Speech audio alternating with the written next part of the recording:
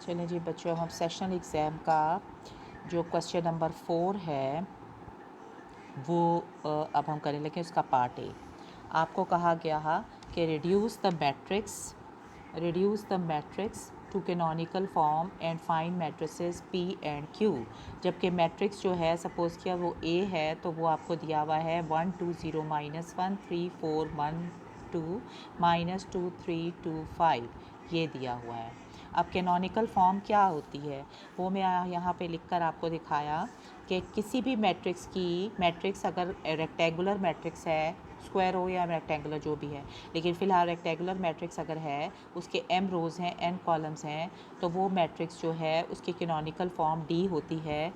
यानी कि वो कैसी होती है कि वो उसमें सिर्फ कोई एक आइडेंटिटी पूरे उसके रो कॉलम्स में स्क्वायर आइडेंटिटी मैट्रिक्स कौन होता है? Square matrix. यानी एक स्क्वायर आइडेंटिटी मैट्रिक्स एग्जिस्ट करता है, बाकी सारे एलिमेंट्स जो हैं वो ज़ीरो होते हैं। वो उस वक्त कैनोनिकल फॉर्म कहलाती है कि अगर फॉर्म ऑफ ए कहलाती है अगर दो मैट्रिसेस पी और क्यू ऐसे हों कि पी की रोज़ जो है पी स्क्वायर मैट्रिक्स हो equivalent to the rows of A, जितना भी रो का ऑर्डर है ए का, यानी अगर पी ए जो है वो एम क्रॉस एन है, तो एक मैट्रिक्स पी एग्जिस्ट करे स्क्वायर मैट्रिक्स जिसका ऑर्डर जो हो वो एम क्रॉस एन, यानी equivalent to the rows order of the matrix A. और इसी तरह एक मैट्रिक्स क्यू एग्जिस्ट करे जो कि कॉलम इक्वलेंट हो, यानी कॉलम स्क्वायर मैट्रिक्स हो और वो उसके कॉलम्स का नंबर जो है वो ए के कॉलम्स के नंबर और रोज़ के मुताबिक हो, यानी कि एन क्रॉस एन हो। और फिर ये जब पी और ए क्यू को हम मल्टीप्लाई करें तो वो डी की शक्ल इख्तियार कर जाए, तो फिर हम कहते हैं D is the canonical form of A. चुनांचे जब आपको कहा गया कि ए को आप कैनोनिकल फॉर्म में रिड्यूस करें, तो आपको कैसे पता चलेगा कि वो डी में कैसे कन्वर्ट करेंगे। हमने उसका मेथड आपको बताया किस तरह था कि ए मैट्रिक्स अगर है, मेथड क्या था कि अगर ए मैट्रिक्स रेक्टेंगुलर है उसको एक साइड पे रखेंगे, फिर एक उसकी जितनी भी रोज़ हैं उतना आइडेंटिटी मैट्रिक्स ले लेंगे जो कि पी कहलाएगा, यानी पी में चेंज होगा, ठीक है। तो वो उसके m क्रॉस m, यानी जितनी रोज़ ऑफ ए हैं उतना ही स्क्वायर मैट्रिक्स होगा। सिमिलरली एक आइडेंटिटी मैट्रिक्स एक और फिर हम कॉलम में लिख लेंगे, आई मैट्रिक्स एक और, जो कि जिसके ऑर्डर क्या होगा वो एन के मुताबिक, यानी जितने कॉलम्स हैं उतना स्क्वायर मैट्रिक्स, कॉलम्स ऑफ ए है उतना स्क्वायर मैट्रिक्स ऑफ जो है वो बनेगा, ठीक है।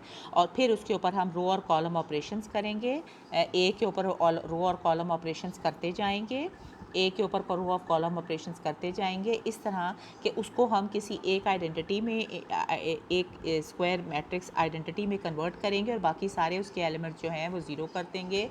और जब भी हम रो ऑपरेशन करेंगे तो वो हम पी मैट्रिक्स के ऊपर भी वही ऑपरेशंस करेंगे, और जब हम कॉलम ऑपरेशंस करेंगे तो वो हम क्यू मैट्रिक्स के ऊपर करेंगे। इस तरह होते होते पी जो है हमें हासिल हो जाएगा और क्यू हासिल हो जाएगा फ्रॉम द आइडेंटिटी मैट्रिसेस, और जो ए है वो अपनी कैनोनिकल फॉर्म में कन्वर्ट हो जाएगा। चुनांचे जब हमने इसके ऊपर अप्लाई किया तो यहाँ देखें कि ये मैट्रिक्स ए की तरफ देखें, मैंने इसको क्या किया, मैं इसको असल में रिड्यूस्ड एशेलॉन फॉर्म में कन्वर्ट कर देती हूँ नियरेस्ट रोज़ के मुताबिक या नियरेस्ट कॉलम्स के मुताबिक, ठीक है। तो मैंने क्या किया, मैंने कहा कि पहली रो में पिवट एलिमेंट मुझे 1 मिल गया, मैं उसके नीचे सारे ज़ीरो कर देती हूँ। ये मेरी मर्ज़ी है कि मैं कॉलम ऑपरेशंस के थ्रू करूँ या रोज़ के ज़रिए। फ़िलहाल मैंने रोज़ ऑपरेशन ही पॉसिबल थे, मैंने रोज़ के ज़रिए इसको ज़ीरो करने के लिए क्या कहा कि मैंने रो 1 को अगर -3 से मल्टीप्लाई करूं और रो 2 में ऐड कर दूं तो 1 के नीचे मुझे ये एलिमेंट 0 मिल जाता है, लेकिन चूँकि पूरी रोज़ में करना पड़ेगा तो चुनाचे मेरे पास जो सेकंड रो आएगी मैंने इसको कन्वर्ट किया और यहाँ पर मेरे पास ए का जो मैट्रिक्स की सेकंड रो थी वो चेंज हो गई। सिमिलरली फिर मैंने तीसरी रो का पहला एलिमेंट मुझे ज़ीरो करना पड़ा, तो मैंने क्या किया कि मैंने इसके -2 पड़ा हुआ था तो मैंने 2R1 किया और उसको R3 में ऐड कर दिया और ये चेंज कर दिया। ये सब आपको पता है, मगर चूँकि ये दोनों ऑपरेशंस जो थे वो मैंने इस ए पर अप्लाई किए ताकि मैं इसको रिड्यूस पॉसिबल रिड्यूस एशेलॉन फॉर्म में कन्वर्ट कर सकूँ। तो मैंने जो रो ऑपरेशंस किए थे वो मैंने फिर इस पी मैट्रिक्स के ऊपर भी किए, जो पी का आई आइडेंटिटी मैट्रिक्स मैंने इक्वलेंट लिया था उसके ऊपर भी मैंने अप्लाई किए। तो पी जो ये पी वाला एलिमेंट था उसका भी दूसरी रो और तीसरा कॉलम चेंज हो गया। उसके उसके रिवर्ट में या उसके मुताबिक देखें तो मैंने जो एन इक्वलेंट मैट्रिक्स यानी जो कॉलम मैट्रिक्स के लिए मैंने क्यू के लिए तैयार किया हुआ था आई को, वो मैंने उसके ऊपर कुछ भी अप्लाई नहीं किया, ठीक है, वो वैसा ही रहा। नेक्स्ट कम्स कि फिर मैंने दोबारा देखा इसकी तरफ, अब मेरे पास ये है कि मेरे पास ये तैयार हो गया। अब मुझे मेरा दिल चाह था, अगर आप नहीं करना चाहते तो आप ये कर सकते थे कि -2 को -2 से डिवाइड कर देते सेकंड रो को। अगर आप सिर्फ रो ऑपरेशंस में जाना चाह रहे हैं, आपकी मर्ज़ी है। मुझे यहाँ से मुझे नज़र आया जैसे मैं रो कॉलम दोनों ऑपरेशन करके तैयार करती जाती हूँ, तो मैंने कहा कि अगर मैं ए का कॉलम सी को कॉलम 3 को कॉलम 2 में इंटरचेंज कर दूँ तो मेरे पास क्या होता है। मैंने देखें कि कॉलम ऑपरेशन लगाया है, ठीक है, तो मैंने इंटरचेंज किया तो मेरे पास सेकंड कॉलम और थर्ड कॉलम आपस में इंटरचेंज हो गए ऑफ ए, ठीक है। मगर उसके मुकाबले में फिर मैंने P वाले के लिए जो M क्रॉस N यानी 3 क्रॉस 3 मैट्रिक्स रखा हुआ था जो कि रो इक्वलेंट था टू A, तो वो मैंने उसके ऊपर मैंने कुछ अप्लाई नहीं किया, ठीक है। उसके ऊपर मैंने देखो कुछ भी अप्लाई नहीं किया क्योंकि ये रो ऑपरेशंस के लिए मैंने फ़िक्स किया हुआ था। और जो मैंने कॉलम ऑपरेशन क्यू था, क्यू वाला मैट्रिक्स आई जो मैट्रिक्स लेके मैं क्यू के इक्विवेलेंट करना चाह रही थी, उसके ऊपर मैंने वही कॉलम ऑपरेशंस किए जो कि मैंने ए पे किए थे। तो उससे सेकंड रो जो थी, ये देखो सेकंड रो जो थी पुराने की, वो थर्ड रो में कॉलम में चेंज होगी। थर्ड रो और सेकंड रो और सेकंड कॉलम और थर्ड कॉलम आपस में इंटरचेंज हो गए, ठीक हो गया। अच्छा, फिर नेक्स्ट क्या हुआ, मैंने क्या किया, मेरे पास इस तरह आ गया। मैंने क्या किया, मेरे पास कैसी हो गई कि ये देखें, ये मेरे पास ये फॉर्म चेंज हो गई। इसके नीचे अब मुझे ज़ीरो करना था 2 को, तो मैंने क्या किया, मैंने फिर रो ऑपरेशन लगाया और मैंने सेकंड रो को -2 से मल्टीप्लाई किया और रो 3 में ऐड कर दिया। चुनांचे मैंने ऐसा किया तो मेरे पास रो 3 में चेंज आ गया। ये चेंज आया था ए के अंदर जो कि था 3 क्रॉस 4 मैट्रिक्स, 4 कॉलम्स थे। अब मैंने कॉलम ऑपरेशन तो किया नहीं, चुनांचे मैं जो वो I4 मैंने रखा हुआ था जो कि मैंने क्यू के इक्विवेलेंट करना है, उसके ऊपर मैं कोई ऑपरेशन नहीं करूँगी, बल्कि सिर्फ मैं P वाला जो था या I3 क्रॉस 3 जो मैंने लिया हुआ था, ठीक है, उसके ऊपर मैंने यही वाला R3 -2R2 वाला ऑपरेशन कर दिया, ठीक है। तो देखो इसकी जो थर्ड रो थी उसमें चेंज आ गई ना, ये ठीक हो गया। और Q यानी जो I4 क्रॉस 4 था यानी जिसको मैंने Q के इक्विवेलेंट करना है, उसके ऊपर मैंने कोई ऑपरेशन नहीं किया, वो वैसे का वैसे ही रहा जो कि चेंज हो चुका था कॉलम के मुताबिक। फिर मैं वापस आती हूँ, मैंने देखा कि ऐसा करने से क्या हुआ कि अब ये जो मेरा मैट्रिक्स है ए, समझ आ रही है इस चीज़ की, ठीक है। इसकी आइडेंटिटी मैट्रिक्स कौन सी चेंज हो रही है, ये 2 क्रॉस 2 मिली है लेकिन यहाँ पे नहीं मिली, ठीक है। तो फिर मैं क्या करती हूँ, मैं इसको भी 1 कर लेती हूँ, इसको भी 1 कर लेती हूँ। और 1 करने के लिए मुझे क्या करना चाहिए, मुझे करना चाहिए कि मैं 11 से रो 3 को डिवाइड कर दूँ। अब रिमेंबर कि मैंने रो 3 को 1/3 से, तो मैं किसके ऊपर ऑपरेशन साथ में करूँगी, मैं 3 क्रॉस 3 मैट्रिक्स जो कि मैंने P बनाना था उसके ऊपर ऑपरेशन करूँगी। क्या करूँगी, उसके भी थर्ड रो को मैं 11 से डिवाइड कर दूँगी, समझ आ रही है। तो अब ये होने से क्या हुआ कि अब मेरे पास देखो इसकी शक्ल क्या अख्तियार हो रही है, ये आइडेंटिटी में कन्वर्ट हो जाता अगर मैं इन दोनों को भी ज़ीरो कर दूँ, समझ आ रही है। अच्छा जी, तो मैंने क्या किया, मैंने पहले तो ये ऑपरेशन किया तो उसकी मदद से मुझे जो है, मुझे ये जो मैं आई लेकर आ रही थी उसको भी मैंने देखो उसको भी मैंने उसकी थर्ड रो को भी वही ऑपरेशन किया जो मैंने ए पर किया था, 11 से डिवाइड कर दिया। अब P या IN जो था यानी 3 क्रॉस 3 वाला जो था वो ये शक्ल इख्तियार करता जा रहा है, यानी ये P में कन्वर्ट होता जा रहा है।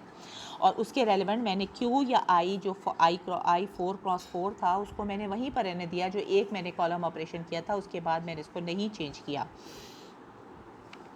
नेक्स्ट कम्स कि फिर मैं यहाँ पर आई वापस ए के ऊपर, ठीक है।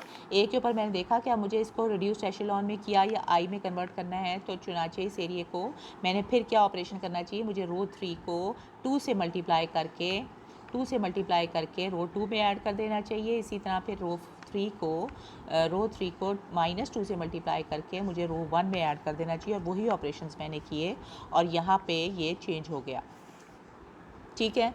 अब ये किस में कन्वर्ट हो गया, ए मैट्रिक्स आई मैट्रिक्स में कन्वर्ट हो गया, बाकी रहता है यानी I3 क्रॉस 3 में हो गया है। और बाकी फोर्थ कॉलम है उसके जो एलिमेंट्स हैं मुझे उनको सारों को ज़ीरो करना है, समझ आ गई ना। ये अब क्या हो रही है, ये डी में कन्वर्ट हो रहा है, यानी एक मैट्रिक्स आई 3x3 और बाकी सारे एलिमेंट्स मैं ज़ीरो करूँगी। समझ आ रही है ना बात कि मैं ये कैनोनिकल में कन्वर्ट होगा।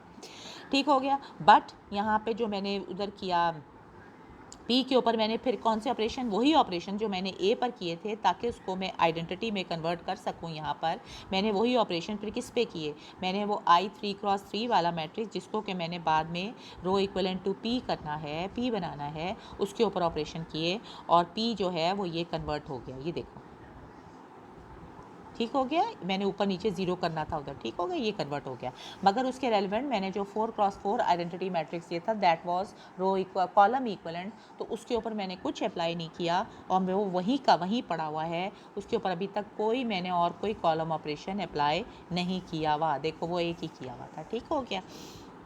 अच्छा अब वापस जाते फिर, अब क्या करना है मुझे इसको सारे को, अब देखो कैनोनिकल फॉर्म में करने का मुझे, मेरी मजबूरी है, अब इसके अलावा मेरे साथ कुछ नहीं हो सकता कि मुझे अब इसको ज़ीरो करना है, इसको ज़ीरो करना है, इसको ज़ीरो करना है ताकि ये कैनोनिकल में कन्वर्ट हो जाए। ठीक है, तो मुझे क्या करना पड़ेगा, मुझे कॉलम ऑपरेशंस करने पड़ेंगे। यानी अगर मैं पहले कॉलम को -3/11 से मल्टीप्लाई करके ऐड कर दूँ कॉलम 4 में, ठीक है, तो ये वाला एलिमेंट ज़ीरो हो जाएगा। सिमिलरली इसको 41/11 को हटाने के लिए मुझे क्या करना पड़ेगा, मुझे कॉलम 2 को जिसके पास 1 मौजूद है, बाकी सारे ज़ीरो, तो उसको मैंने -41/11 से मल्टीप्लाई करूँगी, C4 में ऐड कर लूँगी। इसी तरह C4 में 1/11 7/11 जो है उसको मैं कॉलम 3 को मल्टीप्लाई करूँगी और ऐड कर दूँगी। अब ये देखो ये कैनोनिकल में कन्वर्ट हो गया है, मगर ये सारे कॉलम ऑपरेशंस थे, ये इसके अंदर चेंज नहीं लाएंगे क्योंकि ये रो इक्वलेंट था, इसके ऊपर ऑपरेशन नहीं करूँगी, बल्कि मैं क्या करूँगी, वो जो ऊपर मैंने किया था, यानी जो 4x4 आइडेंटिटी मैट्रिक्स था उसके ऊपर मैंने 4x4 आइडेंटिटी मैट्रिक्स था उसके ऊपर मैंने सिर्फ एक ऑपरेशन किया था कि कॉलम 2 और 3 को इंटरचेंज किया था। उसके बाद अब नेक्स्ट जो कॉलम ऑपरेशंस 3 आए हैं ये वाले, ठीक है, जो मैंने ए पे अप्लाई किए थे ताकि उससे इकोनॉमिकल, वही मैंने इसके ऊपर अप्लाई किए। पहले आप क्या करेंगे, कॉलम 4 के अंदर -3/11 C1 करेंगे तो आपके पास इस तरह आ जाएगा, ये आ जाएगा, ये आ जाएगा, करेंगे तो ये कन्वर्ट हो जाएगा। तो ये वाला एलिमेंट मैट्रिक्स क्या होगा, ये Q कहलाएगा, और ये वाला आइडेंटिटी एलिमेंट जो कि रोज़ ऑपरेशन सहता रहा है अपने ए के रेलेवेंट, तो वो जो है वो P एलिमेंट कहलाए, P मैट्रिक्स कहलाएगा। ठीक हो गया। और जो A है वो कैनोनिकल फॉर्म बन गई है। तो हर ए की कैनोनिकल फॉर्म जो है वो ये बन गई है। ठीक है, यानी कि ए की कैनोनिकल फॉर्म क्या बनी है, एक मिनट में आपको लिख कर दिखाती हूँ।